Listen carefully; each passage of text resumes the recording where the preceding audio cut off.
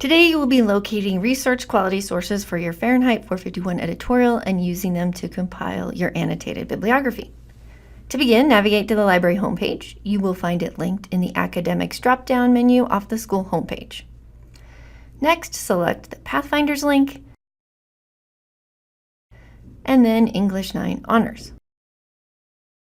It's difficult to find and decipher research quality information on the web since anyone can post anything. So to connect you with resources written by actual experts, I've linked up 2 databases that have proven to be a good fit for this project. Let's start with opposing viewpoints. When you click on it, you will need to enter a Jefferson County Public Library card number or use the card numbers I've provided on the website.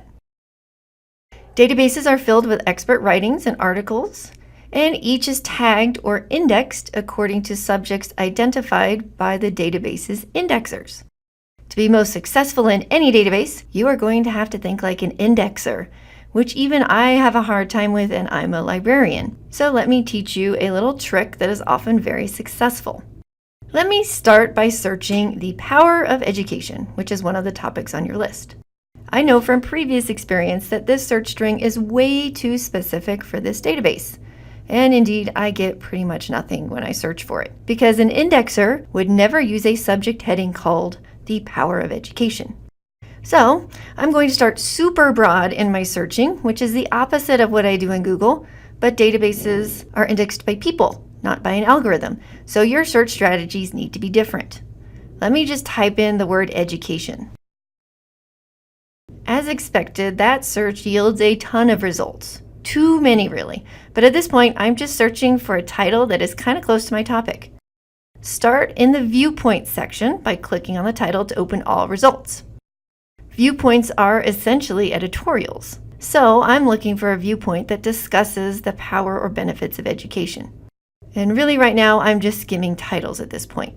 Most clearly are not going to work, but this one could. I could easily reference information about the cost of the uneducated on society to support the power of education for individuals and society.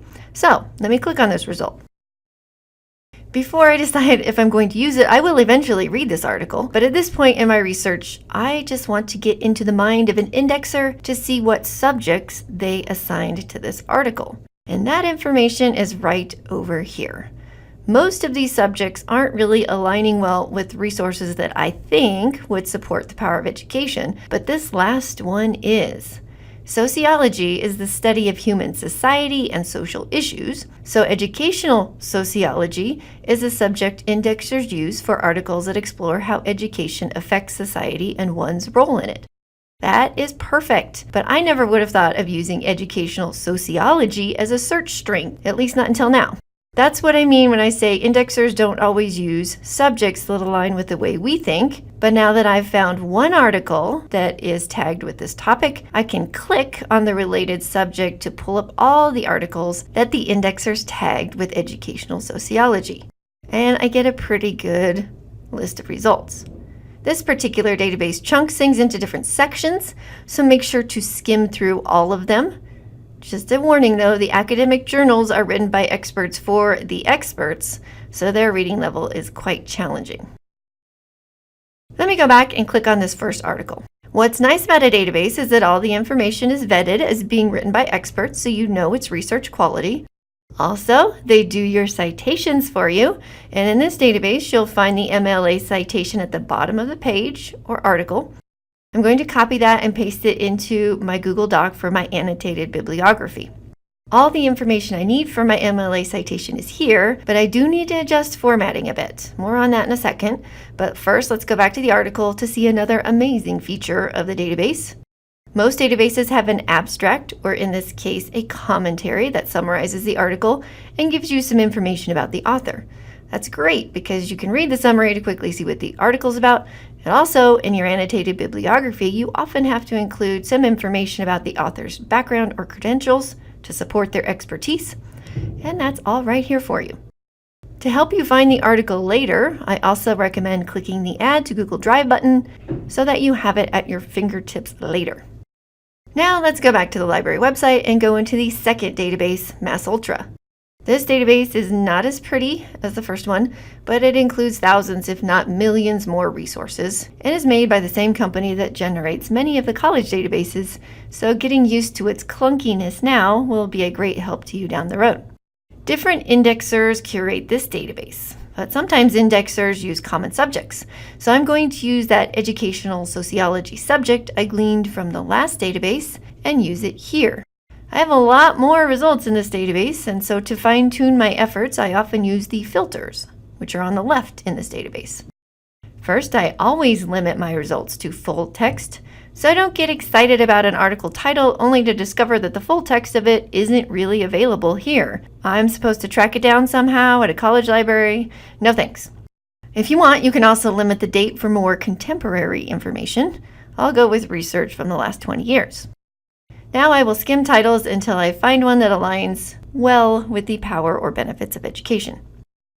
So after going through several pages of titles and clicking on them to read the abstract, I finally decided that the educational sociology subject tag in this database brings up articles on a variety of social issues and remedying them, but most were not really on the benefits of education that I'm looking for.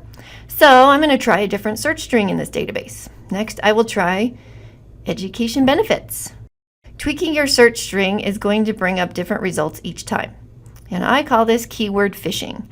Cast out a search phrase and go through at least 3 to 5 pages to see if you get any good hits. If not, try again. Education benefits did not look good until I got to the bottom of the first page. And when I click on the title of this article, I get an abstract or summary.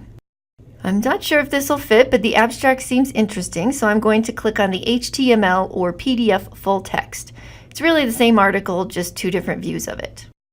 And after I read the article, I found this quote in the end about education creating the foundation for economic growth, higher standards of living, better health, and a more informed citizenry will be a perfect quote for my editorial.